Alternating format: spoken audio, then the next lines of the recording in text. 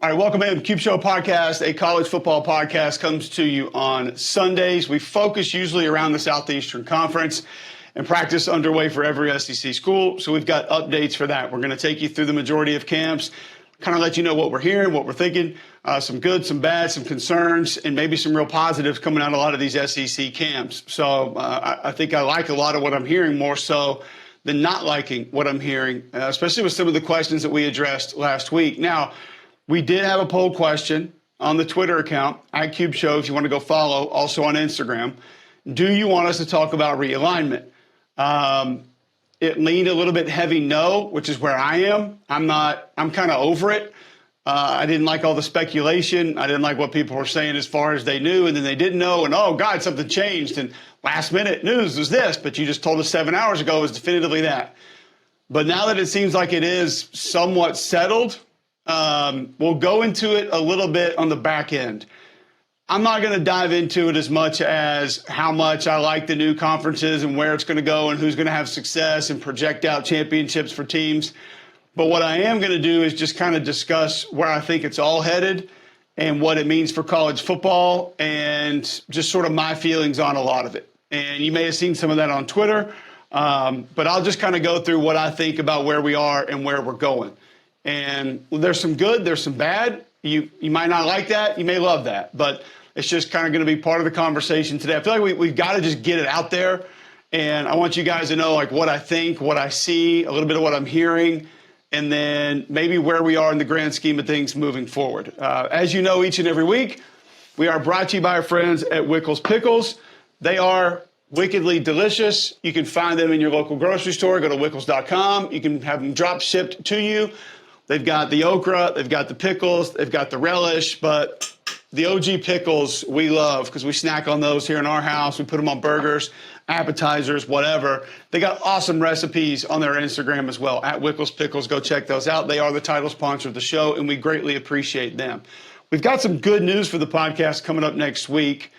Next week or the next week, one of the next 2 weeks. A little bit of a collaboration that we've got coming that I'm excited about. And I want you guys to just know that that's coming down the road, so be ready for that. Nothing's going to change about where you find it or how you get it, but it's going to be fun. All right, let's get right into it. Alabama had an open practice on Saturday, so there are a lot of questions kind of answered. It sounds like quarterback is not really nobody's really taking that thing by the horns. I think Saban actually used bull by the horns. Saban's used every coaching analogy with his quarterbacks this season, baking the cake and leave it in the oven, and leadership. So the cream will cry, the whatever it is, cream will rise at the top. I mean, he's going through all of them, and what he's saying is we need more time to make a definitive decision on who this is going to be. I believe that it goes into the first game. I do think they have it settled by game number 2. Should be able to give you some good insight on that after week 1. But there were a couple of different things that we got out of Saturday outside of a couple of the quarterbacks looking pretty good. Apparently Milroe, a couple of big throws, Simpson, a couple of nice throws, but then some weird throws and some bad throws. One thing that I know for certain, having nothing to do really with Saturday, is that they like the defensive line right now. And outside of Jaheim Otis and Braswell Turner, that's been a little bit of a concern of ours, something that we've talked about. And whether it's Tim Smith or some of the other younger guys that can step up and be extra bodies inside, it's going to mean a lot for Kevin Steele and his defense as to just how they're able to operate moving forward. Braswell and Turner, that combination, by the way, probably not being talked about enough. Dallas Turner, yes. I think everybody knows what he's about, what he can do. But Chris Braswell's played a lot of football, been a pretty good pass rusher, and they went out of their way to get him on the field, to have all 3 of them on the field at times last year because they thought they needed more of him. Now he's going to be a regular guy. And I think he's someone that could be an impact player for this Alabama defense this fall, having a good camp thus far. The offensive line, I know they had been happy about coming into Saturday, and not that they regressed or took a step backwards. It's just you see that Pritchett a little bit banged up, but that's going to go to Caden Proctor, who we've talked about is probably going to help that group at some point in time anyway. Maybe he's fast-forwarded a little bit. But when I hear that Booker's banged up as well, I'm concerned. And I'm not saying it's anything major, not saying anything they're not going to be able to get past. I just don't want to hear about injuries to the guys that mean that much. And Tyler Booker means that much to Alabama, in my opinion. So hopefully it's fine. They move on from it, get a day or 2 off, and they're able to get back in, be full go, those things, people get dinged in camp all the time. So I'm not going to say it's terrible. I just don't like hearing about it this early. Some good things coming out of Florida from what I'm hearing. Now, you had a couple of big-time names that were out, including Ricky Pearsall of the scrimmage on Saturday, had some sort of undisclosed illness. That's not anything really to worry about. Here's what you need to know about the Florida camp right now. Offensive line is on track. Yeah, you lose Osiris Torrance, you bring in a couple of transfers, but apparently that group has satisfied what the coaches want to see thus far. It's big news because they're going to have that without a dynamic run threat from the quarterback position and two backs that I think you can lean on. Graham Mertz, leadership trending up, has excelled in a lot of their practice functions so far through fall. They've been in pads a couple of times. So hearing good things about Mertz. The middle of the defensive line, apparently, however, is not very easy to move. And we knew that with Cam Johnson coming in from Memphis. And obviously, you got the big boulder inside. But that's a great starting point for what Austin Armstrong wants to do. And from my understanding, the middle of the defense has been exceptional. A name you're probably going to need to know for this Florida defense is going to be Scooby Mitchell, Alabama native. Probably place him inside, probably line up and rush the passer a little bit. But from what I'm being told, he can handle everything. And a young man that I think could be an impact player for this Florida defense that not a lot of people are talking about. Florida people know him and know what he's about. But outside of Gainesville, there's not a lot of chatter. Mitchell, the linebacker transfer from Ohio State, sort of brains of the operation, handling things. And, I mean, you go back and look at it, and the kid's played and started a ton of games, so there's no reason he shouldn't be helping.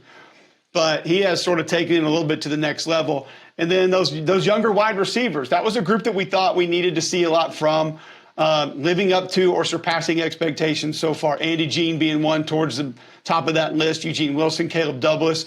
Same thing as Alabama. A couple of guys maybe was dinged up a little bit, some soft tissue stuff. I don't know exactly what it is, but not going to keep them out for long. So not everybody's been present as much as they would want them to, but that young group of receivers is what we thought they needed to be thus far. Still early, but we'll see. South Carolina, defense is impressing from what I've been told. And we've talked about on this show that the defensive line had so many snaps. Well, Jordan Strayson's back, Mo Kaba's back, and that secondary is loaded with experience. And it's an odd group that people just don't talk about. It's easy to talk about Rattler. It was easy to talk about Jaheim Bell and him moving on and what are they going to do? And then Nicholas Harbor's coming in and he's going to be a receiver. I understand everything. And Trey Knox, the Arkansas transfer, is going to be great. But it's just people just kind of swipe left on that defense. And I don't really understand it because there's a lot of guys that have played significant snaps and have been pretty good.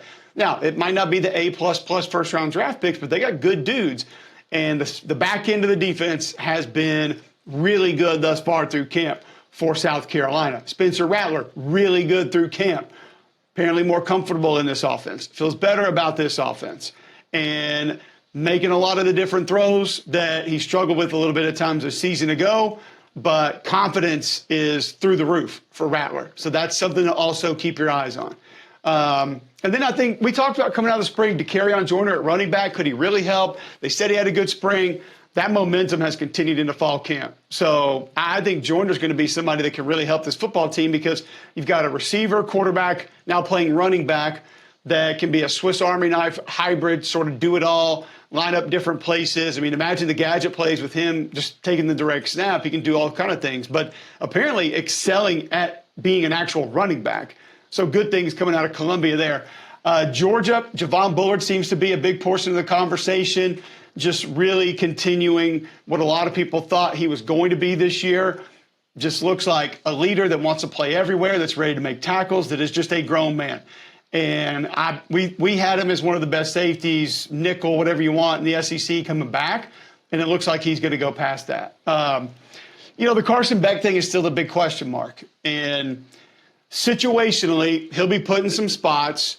He's going to be coached hard now. Like, you talk to anybody, talk to Aaron Murray or any of those guys, and they'll tell you that Mike Bobo's hard on his quarterbacks. Like, he doesn't put up with a lot of bullshit. But I also think that gets you prepared for game situations and how to handle things mentally, emotionally. How do you deal with them? So he'll be tested, but I still think that's a tiny question mark right now in the Georgia camp. That door might not be completely slammed, even though a lot of people say it is. Maybe he ends up winning it, running away with it. But I do think there's still a small ounce of a crack where a couple of the guys are going to be able to compete and maybe at least make a run at that job. Tennessee, hear good things offensively. Offensive line kind of coming around. You got a couple transfers that need to fill in, but it doesn't look like that's going to be any sort of a liability or anything like that. Defensively, the depth apparently has been the highlight of the defense thus far through camp. Just more guys, more capable to get more reps. And Peely, the linebacker transfer from BYU, is going to be a playmaker. Now, personally, I see him more as a one-way go type of a player where, all right, blitz the A-gap or, see ball, get ball, like go knock this guard on his ass so we can loop around and go make a play. But he's still going to have to read and react sometimes. I don't think that's his strength just yet, but is going to add some athleticism and a little more oomph to that linebacker position for Tennessee. And I think they're pleased with what they've seen out of him thus far. And that depth's going to make a big difference as well. LSU, Mason Smith is back. I think the conditioning is the real question mark with him now. Can he get back to where he can go 50, 60, 70 snaps a game? When does he get to that point? But a couple of the scouts that have rolled through there and seen him have been wowed. I'll just say that. And he's practicing, he's going, so he's available. It just takes a while to get that much wind back up under you to where you can be that effective for that long inside of a single game. I think some of the transfers, still making some decisions on exactly how they're going to fit in, where they're going to fit in specifically on defense. But Mason Smith been a big portion of the conversation there at LSU. I know there's a lot of confidence around what's been happening and what they're going to be capable of this upcoming season. For Mississippi State, the things I'm hearing are just that the defense is fine. I think we all sort of thought that, right? Because you go in and, Zach Arnett now with Matt Brock as your D coordinator. Essentially, they're both running the defense. They know what it's supposed to look like. You got two really experienced linebackers back. You got some experienced guys up front back. And I think one of the things I know they're going to try to figure out, it's a big question mark right now going through camp, is just how much can they dial back the aggressiveness because of the ability to play more complementary football? It was a goal. It was something that they wanted. However, if the offense doesn't get ramped up, there could be just as much aggressiveness defensively once they get into the season. So I don't think that personnel on defense is a big question mark. I think they know what they have and who's going to be there. Right now, schematically on offense, technique, fundamentals, understanding of how certain things go, different angles with the offensive line, timing, quarterback, receiver, play action, running backs, all those different things are just going to take rep after rep after rep after rep. And you're coming from a system that was the epitome of repping things, and you got to flip it around now and get all those reps with that. And because there's much more to do, you might not get as many reps. So really interested to see it week one and just how they all adapt to it, because there's some really good football players on the offensive side of the ball for Mississippi State, yet it doesn't appear that it's just going to be a natural fit for a lot of those guys. Doesn't mean it can't work, just not very natural based on what we've already seen. Missouri, I know Blake Baker likes his defense. I know he loves his defensive line. I think Kevin Peoples, D-line coach, is the guy that probably deserves a lot of credit for that. But this thing's still going to come down to quarterback. Everything that I'm hearing are the skill positions are fine, are solid. The offensive line's been okay. But it just comes down to quarterback. Who's going to take it? And then what's the ceiling of the individual that does take it or does win it? And I think that's going to decide a lot, because that D-line is going to disrupt. They're going to be filthy. They're going to be nasty. They're going to be aggressive. And then you have enough skill that if you can get it to and distribute the football to them, they're going to be able to make that thing work and make that thing go. So I think there's a lot of positives coming out of Missouri camp. It's just more on defense right now, and still some big questions at quarterback that a lot of folks just not 100% sure exactly how it's going to play out. Texas A&M, we got to hear like media day, whatever, they did their press conference. We heard from Petrino, we heard from Jimbo. My understanding, and I feel pretty good about saying this, actually I feel great about saying this, is that Bobby Petrino is calling the offense and running the offense. And Jimbo, for as much as he can, as the head coach who's an offensive guy, is out of the way. So for everybody who heard those quotes and tried to spin them into a negative or still doesn't buy this or believe this, everything that I have been made aware of is that this is fine. And it's all good and it's working out. And if you've listened to this show, we've essentially said that. So we'll see if that goes all year. Week 2, Coral Gables, I'm not worried about it. I'm not worried about that portion of it, and I don't think you should be worried about that portion of it. But my folks that I talk to tell me, don't even worry about it. You're good. It's all fine. Now, I think you still look at a couple of the position battles. Is quarterback going to be one that's really open? Probably not. I think Connor Wigman's got that thing locked down. Could you mix and match the offensive line a little bit? Maybe. You're going to cross-train that defensive line just because you have so much talent. And where do a couple of guys end up in the secondary? Still some of the bigger questions that you have moving in. Another place I'm hearing some really good things about is Vanderbilt. I think they really like their defense. I think structurally there was a lot of confusion as to how it was supposed to be run, what some of the checks were, what to react to, where some of the read keys were. All that seems to be smoothed out this year. So the Vanderbilt defense may be set to make a pretty significant jump. Now, offensively, I know they feel good about what they've got. It's just there's still some positions that need to be felt out. Quarterback, A.J. Swan, done. You've got your X, your number one target wide receiver, done. But you look at certain positions like maybe running back, still got to figure that thing out a little bit. Some talent, happy with the talent that they have, but not 100% sure of exactly who's going to emerge, how many guys are going to emerge, how many guys are going to be able to use, who's getting the first run, all those different things. So all that's got to play out a little bit as well. Hugh Freeze doing a great job of sort of playing down the Auburn camp right now, but my belief is that Peyton Thorne has taken this thing by the horns and is ready to emerge as the guy. I think you'll probably see Gunnar Britton over at right tackle. I think he'll probably get that spot locked down. That's been one that we've wondered who was going to step up and if they were going to have to move him into guard based on somebody else, either stepping up at tackle or guard. But it looks like he'll lock that one down. They've been without Jarquez Hunter. That should not be a big surprise if you listen to this show. I do not see it going past week 2, but things can still happen. I don't think that there's going to be an exact timeline on when the book can be closed on that. I think it's a very good possibility that he misses some game time, but how much of that I think is still dependent. But I'm confident that Auburn fans will see him play a lot of football this fall. And then you just got to figure out the wide receivers, who wants to be where, how you're going to use them, different things of that nature. There's just so much continuity and chemistry that needs to be worked out in that Auburn camp right now that I don't think it's tough to focus in on a position or a guy so much, because quarterback's easier because it's just one guy doing essentially one thing, running and managing the offense. But he goes out there and executes the whole deal. The other spots, I think there's going to be a lot of mixing and matching, cross-training, so it'll take a little bit longer to figure out. Keep in mind, some teams are just getting into pads. Some teams been in pads 2-3 times. This is a separation week right here that we're going to have. So when we come to you next week, and when we're brought to you by Blue Delta Denim, BlueDeltaJeans.com, you can go check them out.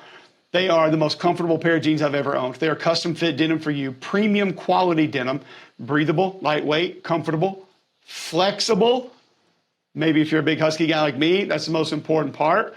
You can dress them up, wear them out to a nice dinner with a sport coat. You want to wear the t-shirt, you're good to go with that. I promise you, once you get a pair, you will not want anything else. Christmas not that far away. Go ahead and get the appointment schedule now, or go ahead and get the gift card. Tell Nick and the guys you heard about them right here on Cube Show. The best denim you'll ever own. Blue Delta Jeans, BlueDeltaJeans.com. So when we come to you next week, we're going to know a lot more, because Saturday going to be a big scrimmage Saturday, and you're going to have 2-3 more practices and pads under our belts for all these teams. So that's kind of what we're hearing through some of the fall camps. Some information a little bit more than others. Wanted to just update everybody on what was going on, kind of how that thing was playing out. If you hate realignment, like a lot of me does, you can just push stop now. I don't ever encourage anybody to not listen to the show or be a part of the show. And by the way, thank you guys. We really do appreciate everything. So many guys have been helping out. So many guys have been so nice about different things. We're just trying to grow this little baby podcast here and compete with some other people around college football. But we do see the feedback. We do hear you talking about enjoying it and want more of it. More episodes down the road, we'll see. It's a conversation that we'll have. I've got some more news for the fall that's coming maybe in the next week or two. Can't get into it now, but just stay tuned for more of that. Anyway, I don't love talking about this. I'm going to be honest with you. Like, there are people who love the speculation and love to try to spin it forward. And is it going to work there? Are they going to win there? This, that, whatever. Now that it's a little bit done, and I think there is probably still 2-3 more moves to come for teams like Washington State, like Oregon State, Cal, Stanford, what's going to happen. I'll go into this like this because I don't really know another way to do this. I don't know another way to kind of talk about this or have this conversation. College football, I love you, and I always will. You have provided me with everything I have in my life. I have repeatedly said that every dime that I have made in my adult life has been because I played football at Auburn University. And I don't say that just to say because it's Auburn University. I say that because that just happens to be where I played my college football in a conference that matters a lot against other teams that matter a lot for a university that it matters a whole lot. And it has opened doors and given me opportunities that folks who were not afforded that same opportunity, most of them have not had. Those opportunities have still had to be taken advantage of and made the most of. Some I have, some I haven't. I've made plenty of mistakes along the way, but college football is responsible for me being here right now, for me being on WJOX, weekday mornings, 7 to 10 with Greg McElroy, thanks to Ryan Haney, for me being on the SEC Network on the Saturday night primetime game with Jordan and Tom. Thank you, Steve Ackles. But all those opportunities, whether it's the videos I'm doing on AL.com, anything like that I've had over the course of time has been because I played college football. I will always have true respect, true admiration, and just legitimate love for the sport. I am also someone who grew up not a fan of Auburn or Alabama. I told you my parents both went to South Carolina, had an aunt play basketball at Clemson. I grew up kind of a college football fan. I went through a period of my life where I loved Miami. I went through a period of my life where I loved Notre Dame. I used to love watching old Nebraska teams play.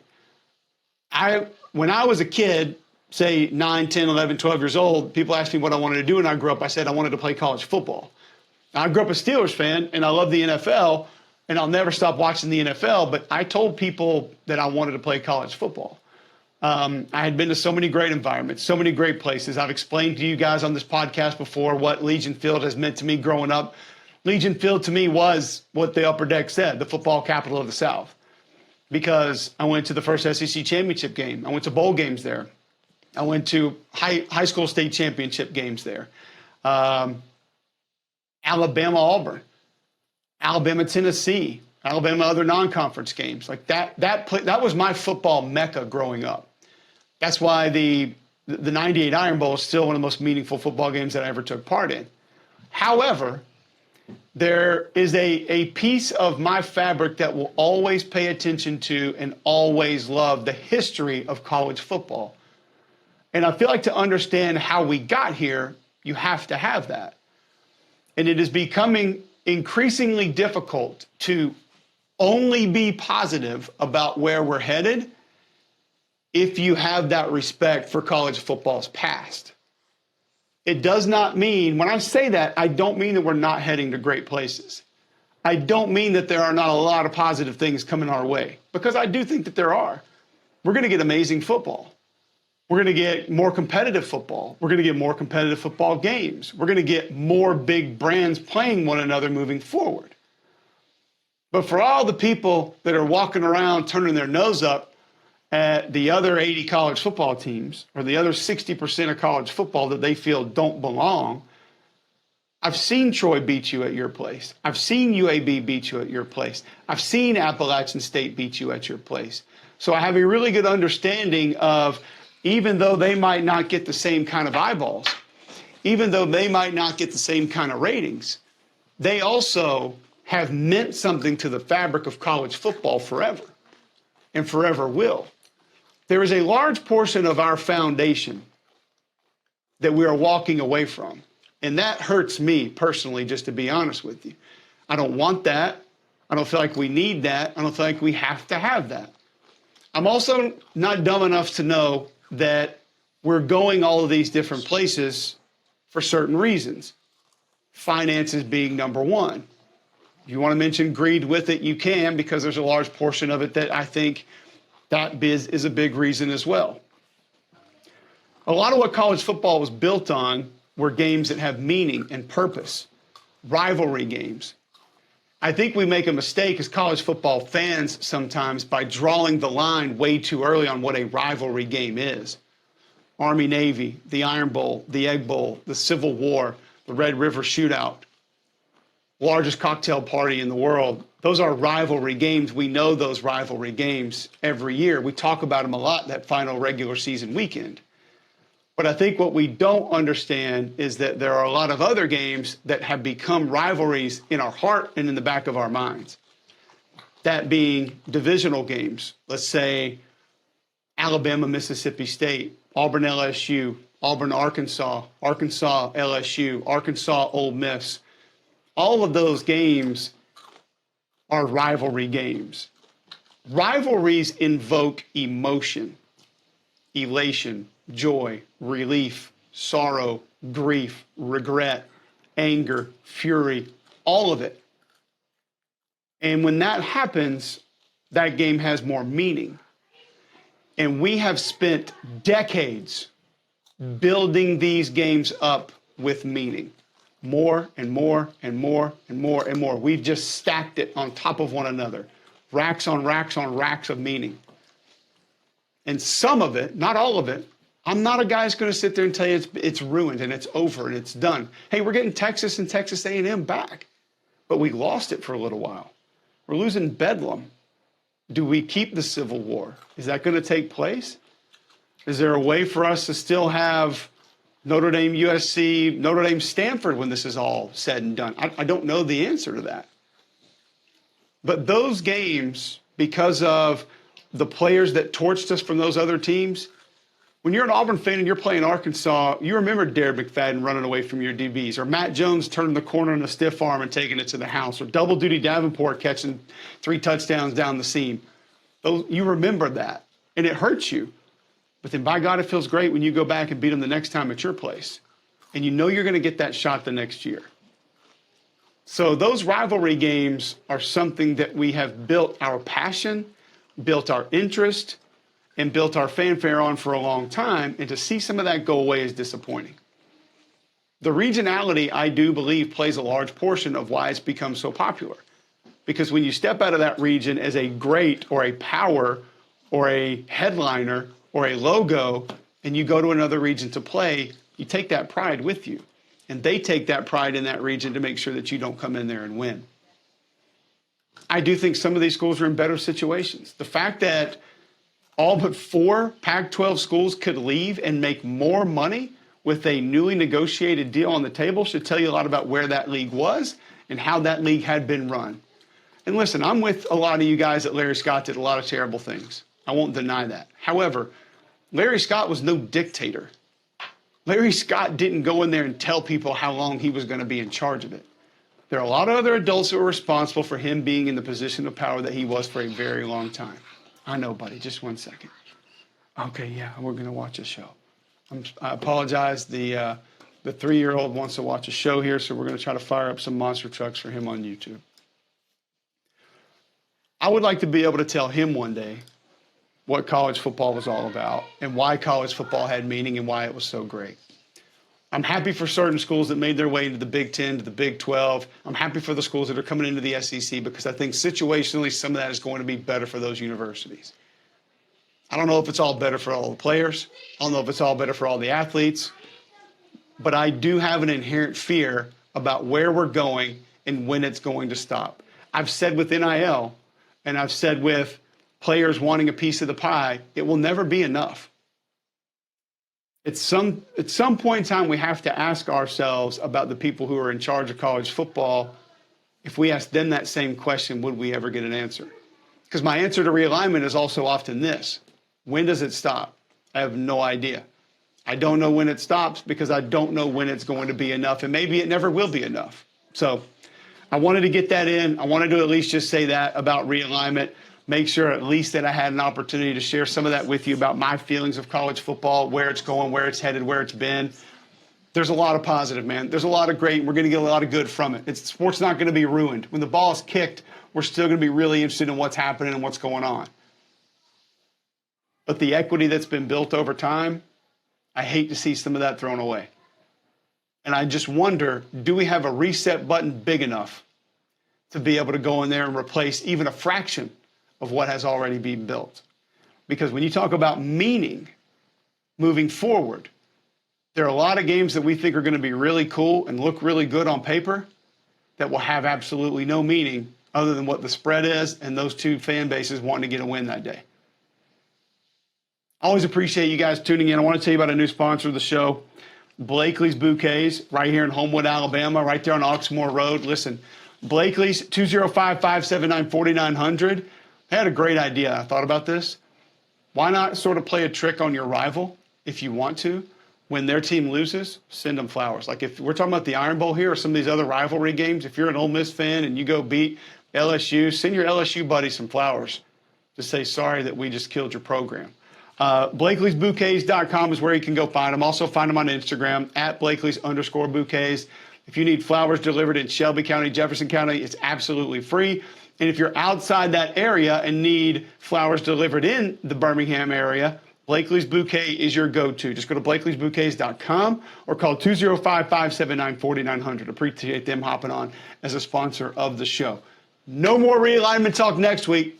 All football as we update you on camp, scrimmages, and get you set for the actual kickoff of the season. Please click like, subscribe on the YouTube at Cube Show 61. That's the YouTube page. Twitter, Instagram, at Cube Show. Always go check that out. Please follow along. We appreciate that. Any suggestions you have, leave them in the comments of what you want covered, where we should go. We're not doing graphics for you. I'm sorry we don't have chapters. We're just a little show here trying to make college football content for you each and every week, and we'll do it again next week.